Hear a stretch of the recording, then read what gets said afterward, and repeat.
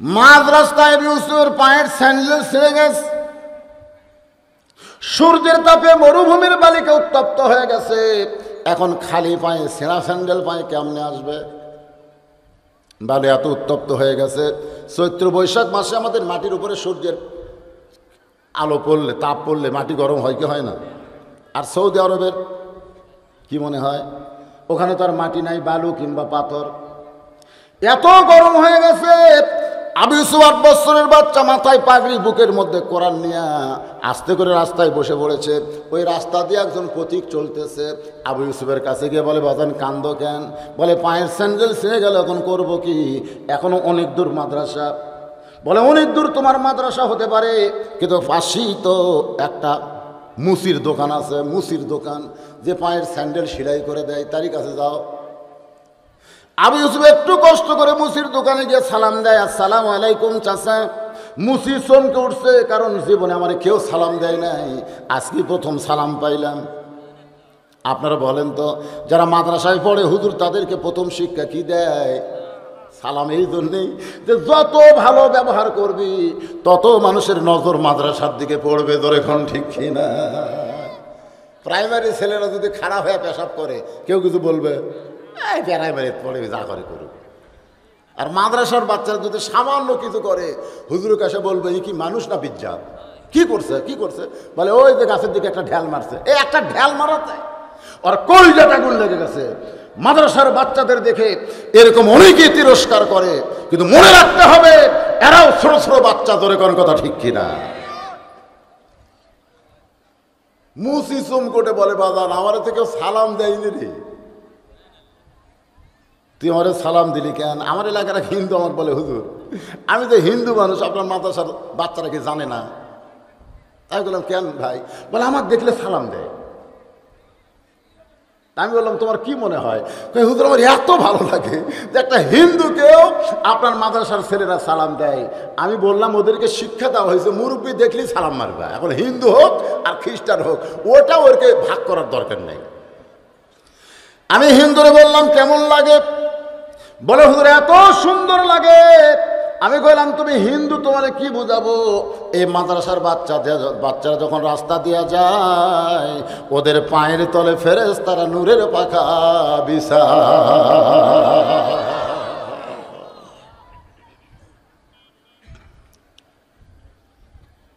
চাচা আমার পায়ের স্যান্ডেল সেলাই করে দেন। মুসি দুইটা ভোরের ফোড় দিয়ে স্যান্ডেল সেলাই হয়ে গেল। আবু ইউসুফ বলে, স্যান্ডেল দেন। মুসি বলতে, তোমার স্যান্ডেল তুমি নিবা, আমার কি আপত্তি আছে? তবে বিনিময়ে মাত্র 4 আনা পয়সা দিবা। আবু ইউসুফ ধরা খাচ্ছে। 4 আনা নাই। ধরে কোন 4 আনা? তোমার স্যান্ডেল তুমি নিবা, বিনিময়ে মাত্র 4 আনা পয়সা দিবা। আবু ইউসুফ বলে, চাচা 4 আনা না থাকলে কি হবে? আমার কাছে 30 পারা কোরআন আছে। আর রহমানু আল্লামাল কোরআন খলাকাল ইনসানা আল্লামাহুল বায়ান। এই যে 30 পারা কোরআন, এই কোরআন আমি হেফজ করছি। কোরআন দেখতেছেন আমার হাতে, এই গোটা কোরআন আমার সিনার মধ্যে আল্লাহ ঢুকাইয়া দিছে। সাল্লাল্লাহু কর না খেয়াল ভাই রে। চাচা আমার ওস্তাদ বলেছে, এই কোরআনের একটা সূরা নাম হলো উম্মুল কোরআন, সূরা ফাতিহা। 30 পারা কোরআনের মধ্যে যা আছে, এই সূরা ফাতিহার মধ্যে আল্লাহ সব কিছু দিয়া দিছে। সেই সূরা ফাতিহা পড়ে আপনার জন্য দোয়া করব, আল্লাহ যেন আপনার কামাই বরকত দেয়। মুসি মুচকি মুচকি হাসে। তো তোরা হলো দোয়ার দল। ধরে কোন কিসের দল? আমাদের বাংলাদেশে আমাদের হুজুরে করে কিছুই নাই ভাইরে, একটা জিনিস আছে, খেলে দোয়া। ধরে কোন কি আছে? দোয়া। বহু লোক আমার কাছ থেকে দোয়া চায়। আর এখন আমি নিজেই মোবাইল করে অনেকের কাছ থেকে দোয়া চাই। বলে, হুজুর আপনি দোয়া চাচ্ছেন কেন? আমি বললাম, তোরা তো ভালোই আছিস রে, তোদের বাড়িতে কোনোদিনও পুলিশ যায় না, কিন্তু প্রতি সপ্তাহে 1-2 বার আমার বাড়িতে পুলিশ আছে রে। তাহলে তোরাই তো ভালো আছিস, আমি বর্তমানে বিপদে আছি, একটু দোয়া করিস। কোনো ঝামেলার মধ্যে যেন না পড়ি, ধরে কর কথা ঠিক। এতদিন আমরা দোয়া করছি আর এখন আমরাই দোয়া চাচ্ছি ভাই। এটা হলো বাতাস। কি বাতাস বোঝেন না? বাতাস বুঝতেছেন না? মুসি সিল্লায় বলে উম্মুল কোরআন সূরা ফাতিহা বুঝি না, আমি শুধু বুঝি পয়সা ছাড়া না। আমি ইউসুফ ছোট্ট মানুষ মনে করতে ছোট সূরা বলে পছন্দ হয় না। বলে চাচা 30 পারা কোরআনের মধ্যে সবচাইতে বড় সূরা হলো সূরা বাকারা। সূরার নাম কি? বাকারা মানে কি? জোরে গান, বাকারা মানে কি? গাভী। আপনার বলেন তো কোরআনের প্রথম সূরা বাকারা দিয়ে আল্লাহ কেন শুরু করলেন? আর কোরআনের সর্বশেষ সূরা নাস আল্লাহ কেন রাখলেন? গরুর মতন পশু হইয়া কেউ যদি কোরআন হাতে নেয়, এই কোরআনের পরশে আল্লাহ তারে মানুষ বানায়া দেয়। সুবহানাল্লাহ, জোরে কন না কেন? আপনি যে হাতত নিবেন পারবেন? 101 জন সদস্য মিলে কোরআনের মাহফিল করতেছে বগুড়া।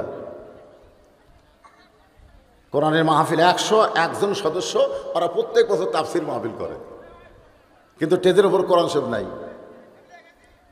আমি যুবকদের সভাপতিকে বললাম, ভাইজান একটা কোরআন শরীফ নিয়ে আসেন। ওই আর একজনকে ইশারা করতেছে, ওই আবার আর একজন করতেছে। কিছুক্ষণ পরে দেখলাম মসজিদের মুয়াজ্জিন ওই সদস্যের মধ্যে নাই, ওই কোরআন শরীফ আমাকে দিল। আমি গেলাম, কে রে? 101 জনের মধ্যে একজনও কোরআন আনবার পারলো না, মসজিদের মুয়াজ্জিন আমার দিল কেন? এর মধ্যে অবশ্যই মারিফত আছে না নাই? ও আর শেষ করে আমাকে বলতে, হুজুর আগামী বছরের ডেট দেন। এটা কিন্তু আমার ব্যাপারে একটা মানুষের কি জুলুম আল্লাহ জানি। ও আর শেষ হওয়ার সাথে সাথে আগামী বছর আবার ডেট নেবে। ওই দেবনগর কন, গোয়ালবাড়ি কন, যেখানেই যায় এরা তো আগেই লিয়াত হচ্ছে। এরা কিন্তু আগামী বছরটা আগেই লিয়াত হচ্ছে। এটা ফলসিং চলতেছে। তা আমি বললাম ডেট দিব পরে, আগে বলবো 101 জন সদস্য কোরআন চাইলাম মঞ্চে, তোরা দিবার পারলি না কেন? মুয়াজ্জিন কেন কোরআন শরীফ দিল আগে সেটা বল। ওরা খালি নিচের দিকে চায় থাকে। আমি নিচের দিকে চায় থাকলে হবে না, বল। তো বলতে তো হুজুর আমাকে শরীরই পাক নাই। দেখছেন শরীর পবিত্র নাই, অথচ আল্লাহ বলেছেন লা ইয়ামাসসুহু ইল্লা মুতাহহারুন। এমন একটা কিতাব আল্লাহ তোমাদেরকে দিয়েছে যেটা স্পর্শ করতে গেলে নিজের শরীর আগে পবিত্র করা লাগবে। সুবহানাল্লাহ কন না কেন? ধরবার যাওয়ার আগে পবিত্র হওয়া লাগবে। আবু ইউসুফ বলে 5 পারা কোরআন পড়ে দোয়া করবো আল্লাহ যেন কামাই বরকত দেয়। মুসি বলতে তো 5 পারা বুঝি না, বুঝি পয়সা ছাড়া না। আবু ইউসুফ ছোট্ট বাচ্চা বলতে, চাচা আমি বুঝবার পারছি আপনি খুব চালাক, কারণ ভালো মানুষ সবসময় সবাইকে ভালো মনে করে কি করে না? 8 বছর বয়সে যিনি হাফেজ হয়েছে, দীর্ঘ সময় কোরআনের সঙ্গে সম্পর্ক রাখার কারণে সে বাচ্চাটা তো বেগুনা মাসুম হয়ে আছে। জোরে কোন সুবহানাল্লাহ। 30 পারা কোরআন পড়ে আপনার জন্য দোয়া করব। মুসি বলতে 30 পারা কেন 40 পারাও বুঝি না, আমি শুধু বুঝি পয়সা ছাড়া না। আবু ইউসুফ চমকে গেল, আমার তবিল হলো কয় পারা? 30 পারা। ধরে কোন কয় পারা? কিন্তু মুসি বলতে 30 পারা কেন 40 পারাও বুঝি না। আপনারা বলেন তো কোরআন হলো কয় পারা? যারা বলতেছেন না তাদের মনে কি বেশি বেশি মনে হয় নাকি? আবু ইউসুফ চিন্তায় পড়ে গেল কোরআন কয় পারা? কিন্তু মুসি বলতে 40 পারাও বুঝি না, আমি শুধু বুঝি পয়সা ছাড়া না। আমাকে বাংলাদেশে মুসির মতো একজন বলেছে কোরআন হলো 90 পারা, তোমরা খুঁজা পাইলা না।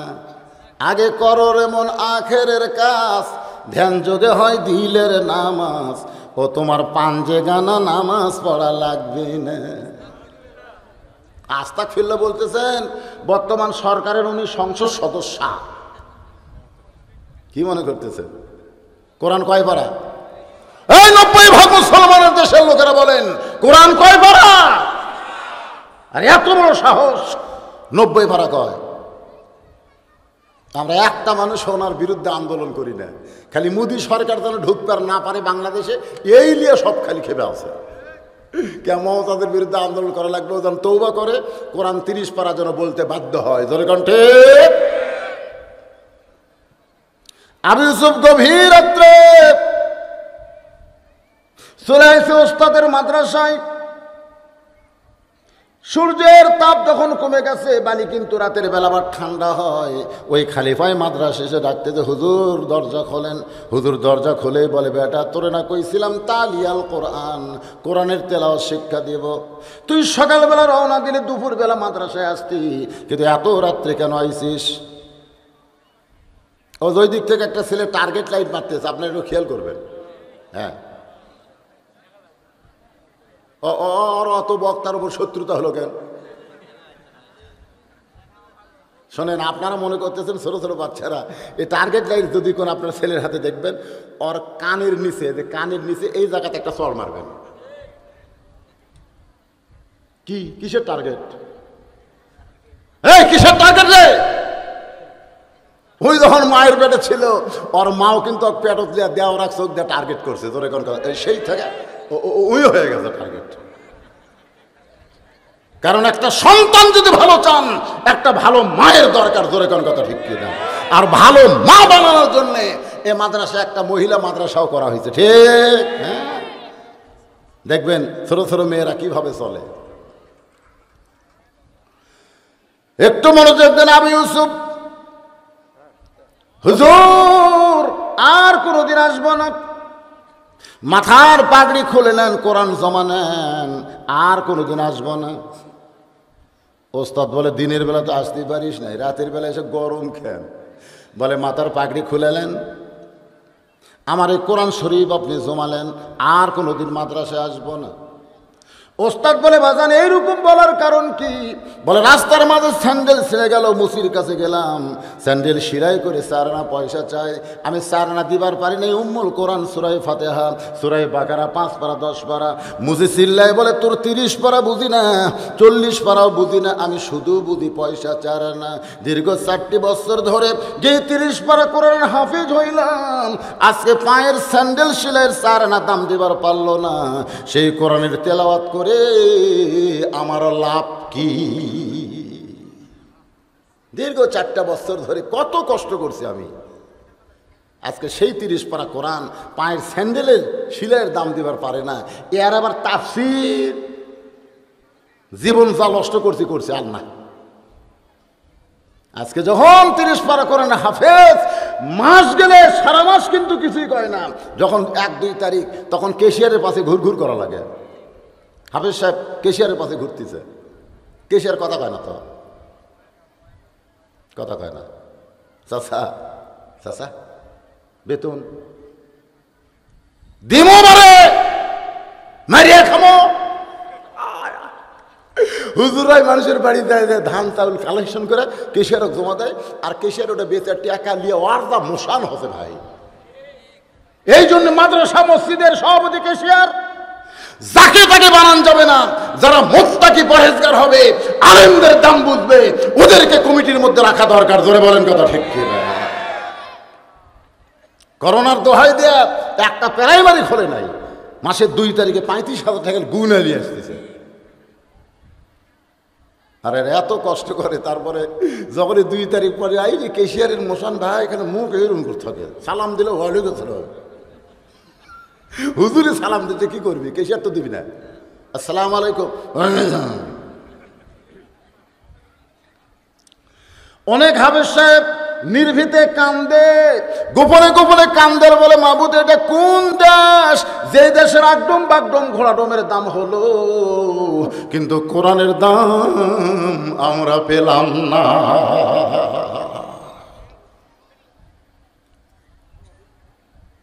ওস্তাদ বলে, আবু ইউসুফ আর তো কোনোদিন আসবি না। মাথার পাগড়ি খুলে দিলি, কোরআন জমা দিলি, একটুখানির জন্য মাদ্রাসায় বস, একটুখানির জন্য মাদ্রাসায় বস। 8 বছরের বাচ্চাকে মাদ্রাসার আঙ্গিনায় বসায় দিয়া এবার ওস্তাদ চলে গেছে অন্দরমহলে। যেরকম কোথায়? অন্দরমহলে। অমিনাল লাইলি ফাতাহাজ্জাত বিহি নাফিলাতাল্লাহ। আল্লাহ বলেছেন, বান্দা বান্দিরা, অন্দরমহলে যদি ঢুকতে চাও, তাহলে তাহাজ্জুদের নামাজের নিয়ত করে দাঁড়াও। এমন একটা জায়গায় আল্লাহ তোমার নিয়ে যাবে, যে জায়গায় তুমি গেলে একমাত্র আল্লাহ ছাড়া পৃথিবীর কারো সঙ্গে তোমার সম্পর্ক থাকবে না। ডুব দিলে ডুবারও হবে, মণিমুক্তা খুঁজে পাবে, পুরা হইবে মনস্কাম। এক জগ পানির মধ্যে এক মুষ্টা চিনি ঘন্টন মারলে ওই পানির মধ্যে চিনি যেমন বিলীন হইয়া যায়, ওই চিনিকে যেমন পানি থেকে আর আলাদা করা যায় না। যখন কোনো বান্দা তাহাজ্জুদের নামাজ ধরে, ওই বান্দাটাও আল্লাহর ভিতরে নিজের অস্তিত্ব বিলীন করে দেয়। আল্লাহ ছাড়া অন্য কারোর সঙ্গে তার আর কোনো সম্পর্ক থাকে না। জোরে কর না সুবহানাল্লাহ। এখন অনেকেই বলবেন, হুজুর আমরা 5 ওয়াক্তই ধরিনি আর তাহাজ্জুদ। ওস্তাদ তাহাজ্জুদের নামাজ পড়ে আল্লাহর কাছে 2 হাত তুলে বলতেছে, মাবুদ তোমার কোরআন পৃথিবীর সবচাইতে দামি। এটা আমি বুঝেছি, কিন্তু বুঝাবার পারতেছি না। যারা নামাজ ধরেছে তারা কিন্তু নামাজ বোঝে, কিন্তু কাউকে বোঝানো যায় না। আপনি চেষ্টা করে যারা নামাজ ধরেছেন, একদিন এশার নামাজ না পড়ে আপনি ঘুমাতে যাবেন, আপনি যে কেমন বুঝেছেন সেই দিন বুঝবার পারবেন। যারা 5 ওয়াক্ত নামাজ পড়েন, আমি আপনাদেরকে বলতেছি, যারা 5 ওয়াক্ত নামাজ পড়েন আমি তাদেরকে বলতেছি, একদিন এশার নামাজ না পড়ে ঘুমাতে যাবেন, একটু চেষ্টা করে দেখেন তো ঘুমান যায় কিনা। এই নামাজের কথা কন না কেন, ঘুমান যাবে? চেষ্টা করে দেখেন, ঘুমের বড়ি খান, তারপরও ঘুম ধরবে না যতক্ষণ পর্যন্ত এশার নামাজ আদায় না করবেন। জোরে কোন কথা ঠিক কিনা? কি বুঝেছেন আপনি? কাউকে বুঝাতে পারবেন? পারবেন না। অনেক কিছু বোঝা যায় কিন্তু বোঝান যায় না। ছেলে মায়ের কাছে গিয়ে বলতেছে, মা এতদিন ধরে তাকে আব্বা আব্বা করে ডাকতেছি, মা উমুকের বাপ তো খুব চেহারা সুন্দর, তা আমার বাপ তো কালো, এটা আমার কেমনি বাপ হলো, আমাকে একটু বুঝাই দেন। মা বলতেছে, বোঝা যায় রে, কিন্তু বুঝান যাবে না। এটাই যে তোর বাপ আমি বুঝি রে, কিন্তু চোখ বুঝান যাবে না। ওস্তাদ কান্দের মাবুদ, কোরআন পৃথিবীর সর্বশ্রেষ্ঠ কিতাব, কোরআনের চাইতে দামি আর কিছুই নাই, এটা আমি নিজে বুঝেছি। কিন্তু আবু ইউসুফ রে কেমনে বুঝাই? ওই ছোট বাচ্চা মুসির কাছে গিয়ে যে শিক্ষা পাইছে, আমারে পাগড়ি খুলে দেয়, কোরআন জমা দেয়, আমার করার কি আছে? আল্লাহ তোমার কাছে সাহায্য চাই। আল্লাহ বলতেছেন, ইয়া আইয়ুহাল্লাযীনা আমানুস্তাঈনু বিস-সাবরি ওয়াস-সালাত ইন্নাল্লাহা মা'আস-সাবিরিন। আপনার যদি কিছু পাওয়ার আশা থাকে, আপনি যদি কিছু আসলেই চান, তাহলে কার কাছে যাবেন? এমনি এমনি চাইলে হবে না। দেখেন আমরা কিন্তু বলতেছি ইয়্যাকা না'বুদু ওয়া ইয়্যাকা নাস্তাঈন। কি বলছি আমরা? ইয়্যাকা না'বুদু ওয়া ইয়্যাকা নাস্তাঈন। আল্লাহ বলতেছে এমনি এমনি চাইলে তো দেব না। আমরা বলতেছি আল্লাহ তোমার গোলামি করি, তোমার কাছে সাহায্য চাই। আল্লাহর কাছে যদি আমরা কিছু পাবার চাই, তাহলে আগে আল্লাহর গোলামির দরকার আছে না নাই? তুমি কাজ না করে টাকা চাবা? আমরা কাজ না করে দুনিয়ার কোনো মানুষের কাছে কিছু চাইছি নাকি? আল্লাহর ইবাদতের মাধ্যমে আল্লাহর কাছে চাইতে হবে। ওস্তাদ চোখের পানিতে যখন গালটা ভিজায় দেয়, সঙ্গে সঙ্গে আমার আল্লাহ তাআলা সরাসরি কতকগুলা নিয়ামত আল্লাহ সরাসরি দান করে, আর কতকগুলা নিয়ামত মাধ্যমের মাধ্যমে দেয় সরাসরি। আর মাধ্যম, আপনি যখন আল্লাহর জিকির করবেন তখন সরাসরি, কিন্তু যখন নামাজ পড়বেন তখন কিন্তু সরাসরি পাবেন না, কাবার মাধ্যমে আপনাকে ডানান লাগবে। জোরে কোন কথা ঠিক কি না? কার মাধ্যমে? এ কথা কর না কেন? জিকির করতে কোনো মাধ্যম লাগবে না। আপনি যখন আল্লাহ আল্লাহ করে ডাকবেন কোনো মাধ্যম লাগবে, কিন্তু যখনই নামাজের ইলাজ জিহাতিল কাবাতি শরীফাতি আল্লাহু আকবার, তার মানে কি? আপনার এখানে একটা কাবা আছে, এই কাবাটা মক্কার কাবার সঙ্গে অ্যাডজাস্ট হবে। ওই মক্কার কাবা থেকে চতুর্থ আসমানে বাইতুল মামুর আর একটা ঘর আছে, বাইতুল মামুর থেকে আল্লাহর আরশ পর্যন্ত একটা নেটওয়ার্কের খেলা হবে। ধরে কর সুবহানাল্লাহ। এর নাম হলো মাধ্যম। সরাসরি একটা সাদা সফেদ পাথর এই মোনাজাতের মধ্যেই আল্লাহ হুজুরকে দিয়ে দিছে। আবু ইউসুফ বলেছি, হুজুর এই পাথরখানা তোমার হাতে দিয়ে দিলাম, তুমি আগামীকাল সকালবেলা সর্বোত্তম মুসির কাছে পাথর নিয়ে যাবে, ওই মুসির কাছে বিক্রি করতে চাবে। কিন্তু কারো কাছে বিক্রি করা যাবে না। এরপরে শহরে যত দোকান তোমার মনে হয় প্রত্যেকটা দোকানের কাছে পাথরের মূল্য যাচাই করবা, কিন্তু খবরদার বিক্রি যেন করো না। আবু ইউসুফ পাথর নিয়ে বলে, হুজুর পিটন খাওয়ানোর বুদ্ধি করছেন, এই পাথরের কি আবার কোনো দাম আছে? ওস্তাদ বলে, আমি যা বলছি তুই কি শুনবি না? প্রাইমারির ছেলেরা শিক্ষকের কথা না শুনলেও মাদ্রাসার বাচ্চারা কিন্তু ওস্তাদের কথা শোনে, ঠিক না কর? মাদ্রাসার ওস্তাদের বাচ্চারা এই শিক্ষকদের কথা শোনে, সেটা আমি প্রমাণ। ওই সবাই খালি দৌড়াদৌড়ি করে। আমি যখন মাদ্রাসার আঙ্গিনাত বসি, কেউ এসে আমার ঘাড়ের উপরে ওঠে, কেউ আমার কোলের মধ্যে বসে, এই এত দুষ্টামি করিস, ওরা ফট করে আবার চুলকা দেয়, এ করে সে করে। এক ওস্তাদ আমাকে বলতে, হুজুর আপনি দিয়ে কাম হবি না, ওরকম আমি সাইজ করতেছি, দেখি তো কীভাবে করেন। খালি বার এ বলার সাথে সাথে মনে কবরস্থান হয়ে গেল। আমি বললাম, হুজুর এটা কেমনে? কয় শিক্ষা আমাকে দেওয়া আছে। এলো কেমনে শিক্ষা দিলেন? বলে, ওস্তাদের প্রতি ছাত্রের ভক্তি। ইমামে আজম আবু হানিফা রহমতুল্লাহ আলাইহি সমস্ত ছাত্রদেরকে শিক্ষা দিয়ে গেছেন। সুবহানাল্লাহ কোন? খালি পায়ে মাদ্রাসায় ওস্তাদ বলে, তোর পায়ে জুতা নাই, মাদ্রাসা ছুটি হলে তুই আমার কামরায় যাবি। যেই মাত্র কামরায় গেছে, চোখের তল থেকে কাপড়ে এক জোড়া জুতা বের করে বলে, বাজান আমার হাতে টাকা থাকলে তোরে নতুন জুতা কিনে দিতাম, কিন্তু হাতে টাকা নাই, এই জুতা জোড়া তোরে দিলাম, এইটা পায়ে দিয়ে আগামীকাল মাদ্রাসায় আসবি। খালি পায়ে আসতে তোর যে বড় কষ্ট হয়। নোমান ইবনে সাবিত আবু হানিফা রাহমাতুল্লাহ আলাইহি কাপড়ের জুতাখানা হাতের মধ্যে নিয়ে চিন্তা করে, যেই জুতা হুজুর পায়ে দিয়ে বেড়াইছে সেই হুজুরের জুতা আমি পায়ে দেব, এটা চরম বেয়াদবি হবে। বাড়িতে গিয়ে জুতাটা পরিষ্কার করে ওই জুতার কাপড় খুলে সারা রাত ধরে মাথার টুপি বানাইছে। পরদিন সেই টুপি মাথায় দিয়ে মাদ্রাসায়, ওস্তাদ পায়ের দিকে তাকায় দেখে জুতা নেই। মনে মনে চিন্তা করে, আমার পুরান জুতা বলে তুই ঘৃণা করছিস, আমার পুরান জুতা বলে ফাইলা দিয়ে তুই বাড়িতে গেছিস, খালি পায়ে আজকে আইছিস। নোমান, মাদ্রাসা ছুটি হলে তুই আমার কামরায় যাবি। আগের দিনের ভাষা ছিল নরম, কিন্তু আজকের ভাষা কি? মাদ্রাসা ছুটি হলে তুই আমার কামরায় যাবি।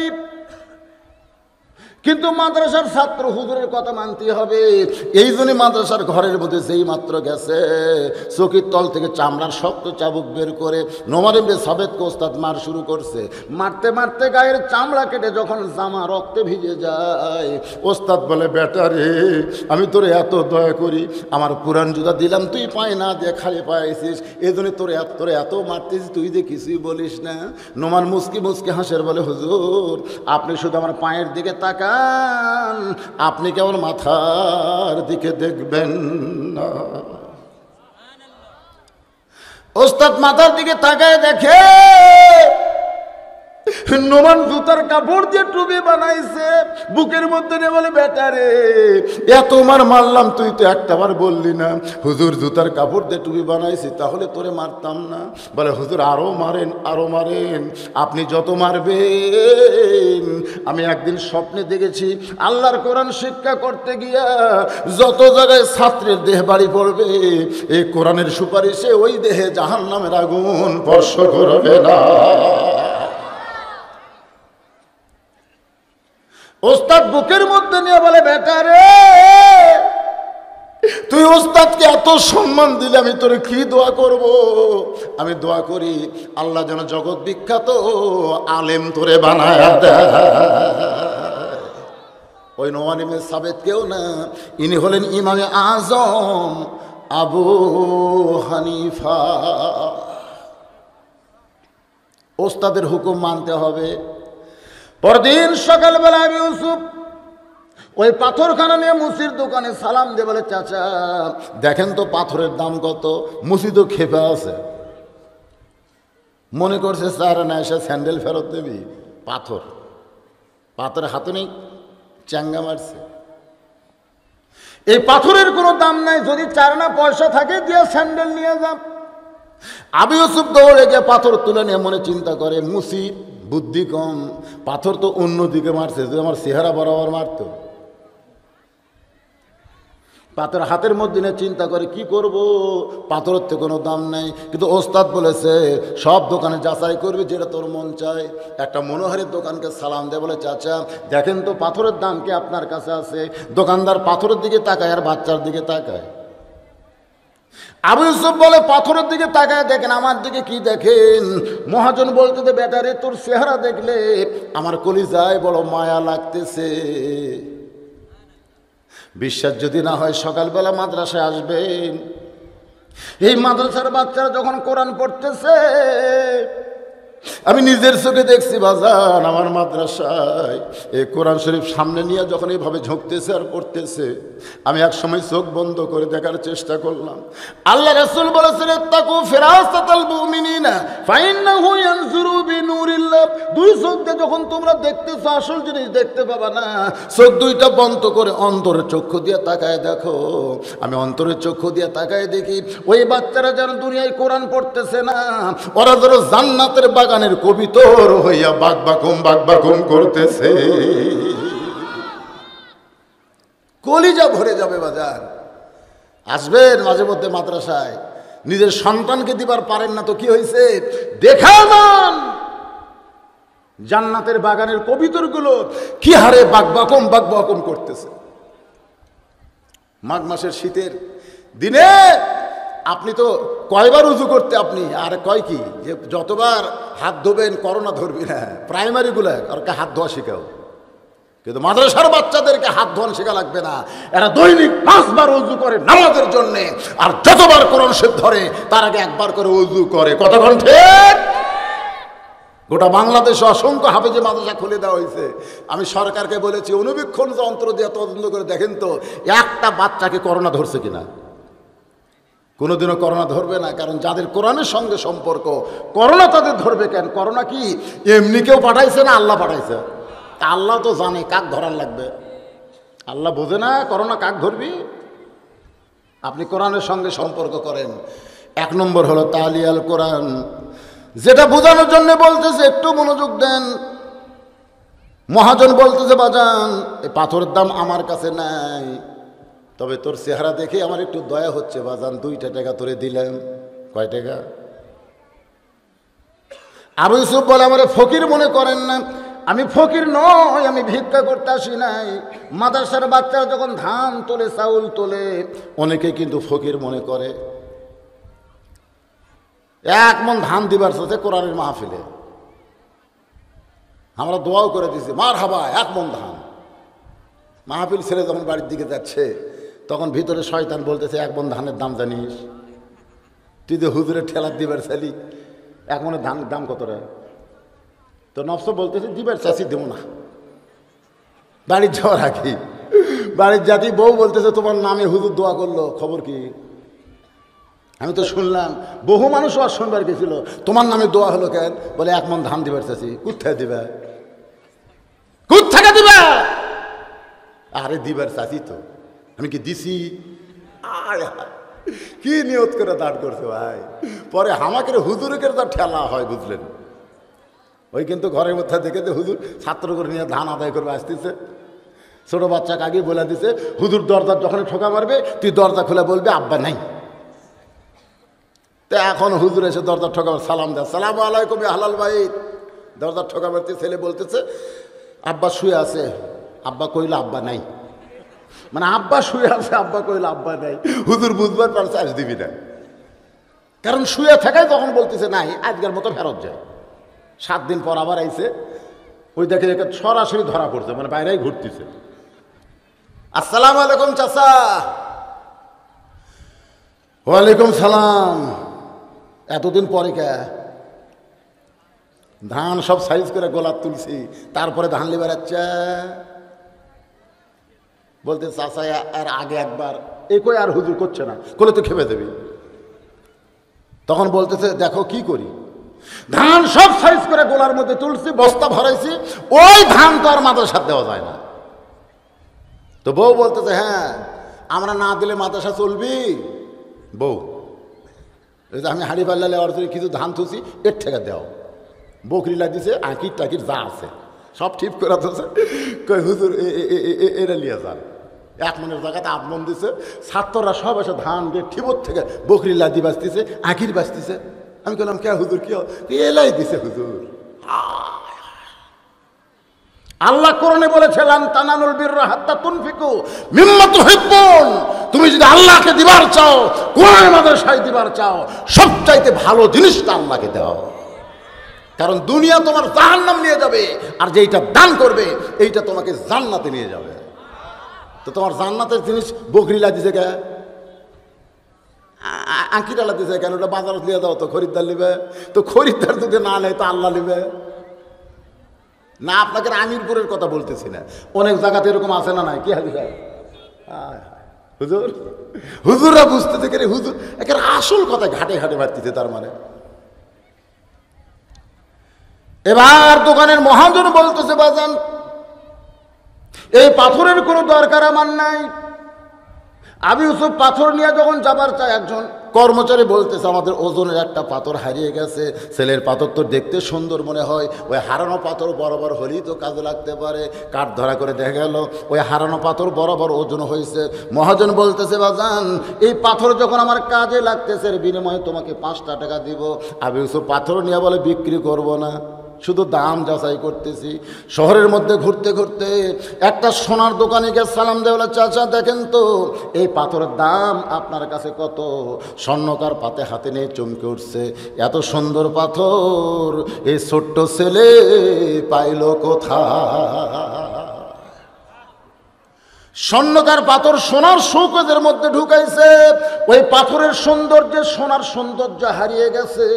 স্বর্ণকার মনে মনে চিন্তা করে যে এই পাথরের সৌন্দর্যে সোনার সৌন্দর্য হারিয়ে যায়, এই পাথর দুনিয়ার কোনো সাধারণ পাথর না। এই পাথরটা 100টা টুকরা করে 100টা আংটির মধ্যে যদি ভরাট করতে পারি, যে সোনার আংটি 500 টাকায় বিক্রি করতাম, এই পাথর ভরানোর কারণে 5000 টাকা দাম বেড়ে যাবে। বাজান তুমি যদি আমাকে পাথর দাও এর বিনিময়ে তোমাকে 50,000 টাকা দিয়ে দিব। আবু ইউসুফ কি কইলেন? 50,000? কারণ 5 টাকার থেকে একবারে 50,000 গেছে। সোমটাকে বলতে কি বলেন 50,000? স্বর্ণকার উল্টা বুঝা বলতেছে বাজান বুঝবার পারি নাই, তুমি ছোট মানুষ, তুমি এত চেতে যাবে, এর বিনিময়ে তোমাকে 1,00,000 টাকা দিব। আবু ইউসুফ বলে চাচা আপনি হলেন আসল খরিদ্দার, যদি বিক্রি করার পারমিশন থাকতো তাহলে আপনাকেই পাথর দিতাম, কিন্তু ওস্তাদ বলেছে শুধু মূল্য যাচাই করবা, বিক্রি করতে পারবা না। দেন পাথর আমারে দেন। সত্যের যুগে স্বর্ণকার যখন আবু ইউসুফের হাতে পাথর দেয়, আবু ইউসুফ পাথরখানা নিয়ে দৌড় মারতেছে মাদ্রাসার রাস্তায়। যে ছেলে জীবনে শহরে যায় নাই, ওই শহরের ভিতর থেকে রাস্তা মনে করে দৌড় মারতেছে। যারা বগুড়া শহরে যান নাই তাদেরকে যদি 7 মাথায় নিয়ে যায়, একটা ঘুরান দিয়ে ছাড়া দেওয়া হয়। 7 মাথা ছিলেন আপনারা? ওই জায়গাত খালি এরকম আপনি ঘুরে ছাড়া দিবে, যা। আপনি কবেন কে রে কোন দিক থেকে আসলে? আমরা যেদিকে তাকায় সেদিকে রাস্তা। আমাদের মতন বড় মানুষও 7 মাথায় যারা নতুন গেছে তারা ভুল করে। ধরে কোন কথা ঠিক কিনা? আবু ইউসুফ জীবনে শহরে ঢোকে নাই, সেই ছেলে স্বর্ণকার কাছ থেকে পাথর নিয়ে মাদ্রাসা রাস্তা মনে করে দৌড়ানো শুরু করেছে। কিন্তু আবু ইউসুফ মাদ্রাসা রাস্তায় না দৌড়াইয়া অন্য রাস্তায় দৌড়াইতে দৌড়াইতে শহরের শেষ প্রান্তে গিয়ে দেখে সবুজ রঙের একটা বাড়ি, সবুজ রঙের একটা ঘর। ছোট্ট মানুষ পাথর বুকের মধ্যে থসে। এতক্ষণ তো পাথর আসলো কোন জায়গা? হাতত মুসি ফেলা দিয়েছে। 5 টাকা দাম কছে, ওর আবার গুরুত্ব আছে নাকি? কিন্তু 1,00,000 টাকা দাম কছে, ওইটা তখন আর এই হাতত থাকবে? আজকে কোরআন শরীফ কোন জায়গায় রাখার কথা, কোন জায়গায় রাখতেছি, কারণ দাম বুঝতেছি না তো। আবু ইউসুফ পাথরখানা বুকের তল পকেটে রাইখা হাত দিয়ে চাইপা দেখে ধরতেছে, দেখে সুন্দর একটা সবুজ রঙের বাড়ি, সবুজ রঙের একটা ঘর। এখন কি করবে আবু ইউসুফ? সুন্দর দেখে পাগল হয়ে গেছে। ছোট বাচ্চারা সুন্দর কিছু নতুন কিছু যখন দেখে তখন আগের কথা ভুলে যায়। মা বলতেছে আব্দুল্লাহ ওই 4 মাথায় তেলের দোকান আছে, যত 10 টাকা তেল নিয়ে আয়। 8 বছরের আব্দুল্লাহ 10 টাকার বোতল হাতত দিয়ে তেল নিবার গেছে। কিন্তু 4 মাথা যাওয়ার আগে পুরো পাড়া থেকে একটা বান্দর আসতেছে। ধর এখন কি আসতেছে? বান্দরওয়ালা। বান্দর সামনে নিয়ে যাচ্ছে, ছেলেরা বান্দরওয়ালা বলতেছে খেলা যদি দেখবার চাও জোরে জোরে তালি বাজাও। খেলা এখানে দেখাবো না, সামনে গিয়ে দেখাবো। আবদুল্লাহ তেলের দোকান আর যাবে, আপনারা কোন, তোর মাও কিন্তু বসে আছে, ওই বোতল আর টাকা নিয়ে ওই বান্দরার পিছনে পিছনে উত্তর পাড়ার চলে গেছে। সমস্ত ছেলেপেলে একত্র আছে। এখন বান্দরানা বলতেছে, খেলা যদি দেখবার চাও জোরে তালি মারো। এত জোরে তালি মারছে, বোতল একদিকে টাকা একদিকে, রোলে খেয়াল আছে। বান্দর খেলা দেখতে দেখতে 2 ঘন্টা গেছে। মাও খালি চিল্লাচ্ছে, আবদুল্লাহ রে, রে আবদুল্লাহ। আবদুল্লাহ কে তেল হতাছে। 2 ঘন্টা পরে বাড়ি যাচ্ছে, মা কাকের বোতল কুটি, তেল কুটি, আয় হায় কুটি। ছোট ছোট বাচ্চারা, ছোট তো যতই আপনার আবু ইউসুফ হোক, কোরআনের হাফেজ হোক, তারপরে তো বাচ্চারা ছোট। জোরেদার কথা ঠিক কিনা? সবুজ রঙের ছোট্ট ঘরের মধ্যে আবু ইউসুফ ঢুইকা থাকে। একটা বুড়ো মানুষ বসে আছে। সেই বুড়োটার সামনে অনেকগুলো পাথর, সুন্দর করে স্তরে স্তরে সাজানো শোকেজের ভিতরে। আবু ইউসুফ চিন্তা করে, আমার কাছেও একটা পাথর, সামনেও তো অনেকগুলো পাথর দেখি। এই পাথরওয়ালাকে এখন জিজ্ঞেস করি পাথরের দাম কত। ওই মানুষটা হলো জুহুরি, পাথরই কেনা বেচা করে। আবু ইউসুফ সালাম দিয়ে বলে, চাচা এই পাথরের দাম কত? জুহুরি আবু ইউসুফের দিকে তাকায় না। আবু ইউসুফ বলে, চাচা একটা পাথর বিক্রি করব, পাথরের দাম কত? জুহুরি চিল্লায় বলে, তুই কে রে? আমার কাছে যারা পাথর বিক্রি করে তারা সবাই হলো ডুবারু।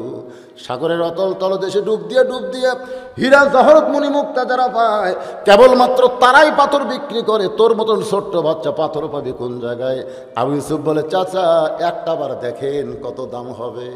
এবার জুহুরি ঘৃণা করে যখন হাতটা বাড়ায় দেয়, আবু ইউসুফ পকেটের ভিতর থেকে পাথরখানা বের করে যখন জুহুরির হাতে দিয়েছে, গোটা জুহুরি থর থর করে কাঁপতেছে। আবু ইউসুফ বলে, চাচা কাঁপতেছেন ব্যাপার কি? জুহুরি বারবার বুকের দিকে তাকায়, চোখের পানি বের করে বলে, বাজান রে 80 বছর আমার বয়স হয়ে গেল, শত শত ডুবারু আমার সঙ্গে যোগাযোগ করে পাথর দেয়, হীরা জহরত মণি মুক্তা দিছে বাজান, আজ পর্যন্ত কোনো ডুবারু আমাকে মানিক দিতে পারে নাই। তুই ছোট্ট মানুষ, এই মানিক পাইলি কোথায়? আবু ইউসুফ বলে, কোথায় পাইলাম, কে দিল সেইটা পরের কথা, আমি শুধু জানতে চাই এই পাথরের দাম আপনার কাছে কত? জুহুরি কান্দারে বলে, আমার বাড়ি ঘর সহায় সম্পত্তি, আমার দোকানে যত পাথর আছে সব যদি নিবার চাস নিয়ে যারে বাজান, এরপরও এর দাম আমি বলতে পারবো না, কারণ মানিক পাথরের দাম দুনিয়ার কেউ কোনোদিন বলতে পারে না। আবু ইউসুফ দৌড়ে গিয়া ওই জুহুরির হাতটা চাইবা ধরে বলে, চাচা আপনি হলেন আসল খরিদ্দার, কিন্তু আমার ওস্তাদ বিক্রি করতে নিষেধ করেছে, এই জন্য বিক্রি করতে পারতেছে না, তবে আপনি হলেন আসল খরিদ্দার। জুহুরি বলতে, কি বলিস? বলে, আমার ওস্তাদ। বন্ধ কর, ওস্তাদ নয়, বল ডুবারু, বল ডুবারু। বলে, না আমার উস্তাদ। জুহুরি বলতেছে, ডুবারু, কিন্তু সন্ধ্যে ছেলে জীবনে যত ডুবারু সব আমার কাছে আইছে, আমি জুহুরি কোনোদিন ডুবারুর কাছে যাই নাই, কিন্তু আজকে বাধ্য হয়ে আমাকে ডুবারুর কাছে যাইতে হবে। সুবহানাল্লাহ কর না কেন? আবু ইউসুফের হাতটা ধরে ওই ডুবারু চলে আসতেছে উস্তাদের মাদ্রাসায়। আমার মায়েরা যারা আশেপাশে আছেন, কথাবার্তা শোনা যাচ্ছে, মা চিন্তা করতেছে, হুজুর আমাদের তো কোনো ওয়াজ করে না। আমার মায়েদের বলতেছে, মা আপনাদের একটা মাত্র ওয়াজ আমি করব, সে ওয়াজের নাম হলো পর্দা। জোরে বলেন, নাম কি? আরো জোরে। অকরনা ফি বুয়ুতিকুন্না ওয়ালা তাবাররুজনা তাবাররুজাল জাহিলিয়াতিল উলা। গভীর রাত্রে খুব খেয়াল করে শুনবেন। আমার মায়েরা যারা পর্দার অন্তর আছেন, মা আপনারা মনে করতেছে হুজুর কি এক কোরআন শরীফের ওয়াজ ধরলো রে, আমাকে কোনো ওয়াজ করতেছে না। মেয়েদেরও কোরআন পড়া লাগবে, লাগবে না? লাগবে কি লাগবে না? এখানে মহিলা মাদ্রাসা আছে না? নাই? হ্যাঁ, আমার ছেলেদের পাশাপাশি একটা মহিলা মাদ্রাসা করছে। আমার মায়েদের জন্য বলতেছে, মা মেয়েদের 1 নম্বর আমল হলো পর্দা। সেই পর্দাটা কেমন একটু বুঝানোর জন্য 2 মিনিট ওয়াজ করি। আবার মায়েরা মন খারাপ করবে, হুজুর আমাদের কোনো ওয়াজ করলো না। এই মায়েরা চুপ করেন। কতকগুলা মেয়ে মানুষ আইছে মা ফাতেমার সঙ্গে দেখা করবে, সুবহানাল্লাহ কর না কেন? এসে থেকে বাড়ির দরজা বন্ধ। এখন মেয়েরা ফাতেমার সঙ্গে দেখা করবে কেমনে? দরজাতে বন্ধ। তাকায় দেখে ছোট্ট একটা বাচ্চা দৌড়াদৌড়ি করতেছে। তো মেয়েদের মধ্যে একজন ওই বাচ্চাকে ডাক দেয়, বলতেছে, বাবু তোমার নাম কি? বলে, আমার নাম হলো হোসাইন। সব মেয়েরা বলতেছে হোসাইন মানে তো ফাতেমার ছেলে। তো বলতেছে, আমরা একটু তোমার মায়ের সঙ্গে দেখা করব, তুমি একটু তোমার মায়ের কাছ থেকে আমাদের দেখা করার অনুমতি নিয়ে আসো। সঙ্গে সঙ্গে হোসাইন বাড়ির মধ্যে ঢুকতেছে। কিন্তু বাড়ির মধ্যে ঢুকতে গিয়ে যেই ঘর প্রথম ওভারটেক করতেছে, কারণ একটা মেয়ে মানুষ কিন্তু সামনে ঘরে থাকে না, মেয়েদেরকে থাকতে হবে অন্দরমহলে। সুবহানাল্লাহ না কেন? অন্দরমহল মানে কি? ইমাম গাজ্জালিকে যখন জিজ্ঞাসা করা হলো অন্দরমহল বুঝাই দেন, ইমাম গাজ্জালি বললেন, একটা মেয়ে মানুষ মারা গেলে যে সকল পুরুষ মানুষ তার লাশটা ধরে কবরের মধ্যে নামাতে পারবে, কেবলমাত্র তারাই ওই জায়গায় প্রবেশ করবে যেখানে নারীরা থাকবে। আমার কথা কি বুঝলেন? একটা মেয়ে মানুষ মরে গেলে কি দুলা ভাই ধরবার পারবে? চাচাতো ভাই, ফুফাতো ভাই, আপনারা কথা কন না কেন? খালাতো ভাই, কোনো ভাই লাশ ধরা জায়েজ? তাহলে পাইকারি হারে সকলে কিন্তু অন্দরমহলে ঢুকতে পারবে না। হ্যাঁ, তাহলে আল্লাহর কোরআন পড়তেছে, হোসেনকে বলে, বাবু খবর কি? বলে, কতগুলো মেয়ে মানুষ আছে তো মার সঙ্গে দেখা করবার চায়, তা আমি একটু মার কাছে অনুমতি নিবার যাবো। আলী বলতেছে, শোন। হোসেন বলে, কি আব্বু? বলে, যখন তখন তোর মায়ের কাছে তুই যেতে পারবি না। তোর বয়স কত? তোকে বয়স তো 4 বছর মনে করেন। তো 4 বছর বাচ্চা যখন তখন মায়ের কাছে যাইতে পারবি না, কারণ বাচ্চা যখন বড় হবে যখন তখন মায়ের কাছে যাইতে পারবে না। মেয়ে যখন বড় হবে যখন তখন বাবাও মেয়ের কাছে আসতে পারবে না। ইসলাম বলেছে অনুমতি নিয়ে ঢুকতে হবে। কেবলমাত্র একজন ব্যক্তির অনুমতি লাগবে না, সেই ব্যক্তি হলো তার স্বামী। যখন তখন ঢুকতে পারবে, কোনো অনুমতির দরকার আছে? হোসেনকে আল্লাহর কোরআনের কাছে বসায় দিয়ে হযরত আলী অন্দরমহলে ঢুকলেন। মেয়েরা দরজায় দাঁড়িয়ে আছে, ফাতেমার সঙ্গে একটু দেখা করবে। রে মায়েরা শোনেন, অন্দরমহল হতে ঢুকে দেখে ফাতেমা বাম হাতে এভাবে জাঁতা ঘুরাইতেছে আর ডান হাতে আল্লাহর কোরআন পড়তেছে।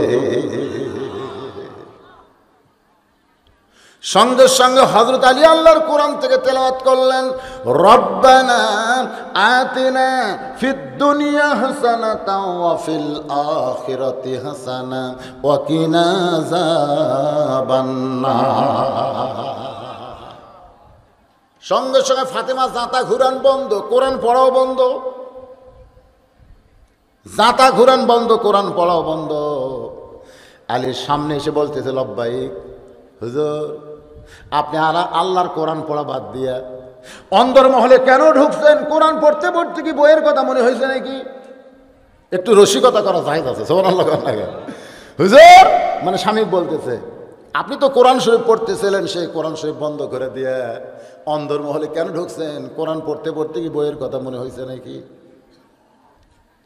আলী বলতেছে, ফাতেমা তুমি জাতা ঘুরান বাদ দিয়া কোরআন পড়া বাদ দিয়া আমার সামনে কেন দাঁড়াইলা? ফাতেমা বলে, স্বামী গো শোনেন, কেবলমাত্র ফরজ ইবাদতের মধ্যে যদি বউ লিপ্ত থাকে তখন স্বামী আসলেও স্বামীর কাছে যাওয়া যাবে না। কিন্তু ফরজ বাদ দিয়ে যত নফল ইবাদত করুক না কেন, স্বামী আসার সঙ্গে সঙ্গে সব নফল ইবাদতকে কবর দেওয়া লাগবে। একমাত্র ইবাদত হলো স্বামীর সামনে দাঁড়াতে হবে। সুবহানাল্লাহ, জোরে বল না। এই মায়েরা শোনেন, গোসল করার আগে দুপুরবেলা স্বামী বউ ডাকতেছে, আসো। হাদিস শরীফে বলা হচ্ছে, স্বামী যদি বউ ডাকে সঙ্গে সঙ্গে বউ যাওয়া লাগবে। গোসল করবো গো, আসো। বউ বলতেছে, ডাকা লাভ নাই, ওজা আছি। স্বামী কয়, কিসের রোজা? কয়, বোঝো না, নফল রোজা। আমি মায়েদেরকে বলবো, স্বামীর অনুমতি ছাড়া নফল নামাজ, নফল রোজা, একটা নফল ইবাদত করা জায়েজ নাই স্বামীর অনুমতি ছাড়া। স্বামী ডাকতেছে, আপনি রোজা আছো। এই মায়েরা চুপ করছে, শোনেন। জাতা ঘুরান বাদ, কোরআন তেলাওয়াত বাদ। ফাতেমা বলতেছে স্বামী যখন সামনে আসবে তখন দুনিয়ার কোনো কাজ করা যাবে না। আল্লাহ রাসূল বলেছেন আল্লাহর পরে কাউকে যদি সেজদা দেওয়ার হুকুম থাকতো তাহলে প্রত্যেকটা বউকে বলতাম স্বামীর পায়ে সেজদা করো। ও স্বামী আপনি কি চান? ফাতেমা বলতেছে কিছুই চাই না, তোমার হোসাইন ঢুকবার চাইছিল, তারা আল্লাহর কোরআনের কাছে বসাই দিছি। কারণ ছোট বাচ্চা যখন দৌড়াদৌড়ি করবে, দুষ্টামি করবে, তখন তাকে আল্লাহর কোরআনের কাছে বসাইয়া দিবে। 28টা, একটা দুটা না, 28টা প্রাইমারি ছেলে আমার মাদ্রাসায় ভর্তি হয়েছে। 28টা। তা আবার ভর্তি হবে, তা আমি বলছি, আমি লিখে রাখছি যে আপাতত প্রাইমারির কোনো বাচ্চাকে আর ভর্তি করানো যাচ্ছে না। মানে ওরা তো প্রাইমারি বন্ধ হয়ে গেছে, ছেলেগুলো সব দুষ্টামি করতেছে। এখন বাপ মা দেখতেছে এরকম ভালো করবার গেলে মাদ্রাসা ছাড়া তো বুদ্ধি নাই। সুবহানাল্লাহ কর না কেন? কারণ জায়গা কম তো, আর ভর্তি করে কি করবেন? তবে আমি আজও একটা দোয়া করি, আল্লাহ প্রাইমারির 1-8 বছর বন্ধ থাক। আল্লাহ এ করোনার দোহাই দেখালে 1-8 বছর প্রাইমারি বন্ধ থাকলে প্রত্যেকটা মাদ্রাসা ভরে যাবে, আর প্রাইমারির মধ্যে শিয়াল কুত্তে ঘুম পাড়বি। ধরে খাওয়ার কথা ঠিক কিনা? কি করবি কত? ওই 4তলা বিল্ডিং বানাতে লাভ নাই তো, শিয়াল কুত্তা ছাড়া কে থাকবি রে? আপনারা বলেন প্রাইমারি করোনার দোহাই দে বন্ধ, মাদ্রাসা কি বন্ধ আছে? এ কথাকার বন্ধ আছে। আমার মায়েরা শোনেন, আলী বলতেছেন ফাতেমা কতগুলো মেয়ে মানুষ তোমার সঙ্গে দেখা করবে, দরজায় দাঁড়িয়ে আছে, অনুমতি দিলেই দরজা খুলে দেওয়া হবে। ফাতেমা মুসকি মুসকি হাসের বলে স্বামী গো, মেয়ের আমার সঙ্গে দেখা করবে, আমার কোনো আপত্তি নেই, তবে আপনাকে কষ্ট করে পর্দার ব্যবস্থা করা লাগবে। আলী বলতেছে ফাতেমা মেয়েরা মেয়ের সঙ্গে দেখা করবে, এখানে পর্দার কি? ফাতেমা বলতেছে আপনি জ্ঞানী হবার পারেন, কিন্তু পর্দা বিষয়ে আমার চাইতে আপনি কম জানেন। সুবহানাল্লাহ। আমার মায়েরা শোনেন, একটা মেয়ে হয়ে মেয়ের সঙ্গে দেখা করতে গেলে যদি পর্দা লাগে, আর আপনারা ওয়াজ শুনবার এসে জোরে জোরে গল্প করতেছেন, সেই কথা বক্তার কানের মধ্যে আসতেছে, শ্রোতার কানের মধ্যে আসতেছে, ওয়াজ শোনা কোনো লাভ হবে? জোরে কর না কেন? লাভ হবে? 1,000 ওয়াজ শুনে লাভ হবে না।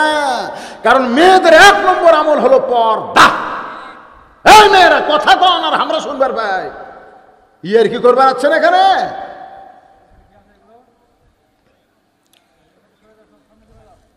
আসেন একটু মনোযোগ দেন। ওস্তাদের কাছে যাচ্ছে কে? আবু ইউসুফের হাত ধরে ডুবারও মনে আছে না? ভুলে গেছেন?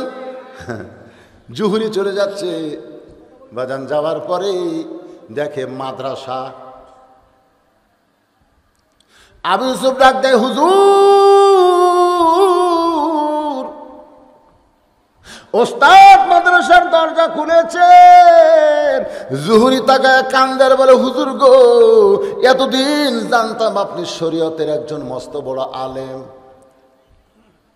কিন্তু আজকে ছেলেটা আমার কাছে যে পাথর দিল, আপনি ডুবারু কবে হলে?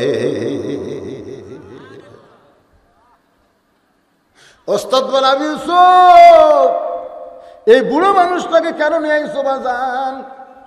বলে এত দাম কইছে, কোটি কোটি টাকা বলার পরেও নাকি এই পাথরের দাম বলা যাবে না, এত দাম। ওস্তাদ বলে আবু ইউসুফ রে, বৃদ্ধ জোহরি কোটি কোটি টাকা বলার পরেও বলছে এর দাম বলা যাবে না, কিন্তু বল রে বেটা মুসির কাছে এর কত দাম? আবু ইউসুফ কান্দার বলে পাথর হাতে নিয়ে ফেলে দিয়েছে, 1 পয়সাও দাম বলে নাই। ওস্তাদ কান্দার ইউসুফ রে,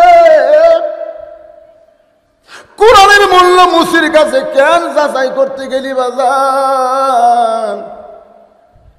মুসি যারা কোরআনের মূল্য বুঝবে না, কোরআনের মূল্য যাচাই করতে গেলে আল্লাহওয়ালা বান্দার কাছে যাইতে হবে। জোরে কোন কথা ঠিক কি না?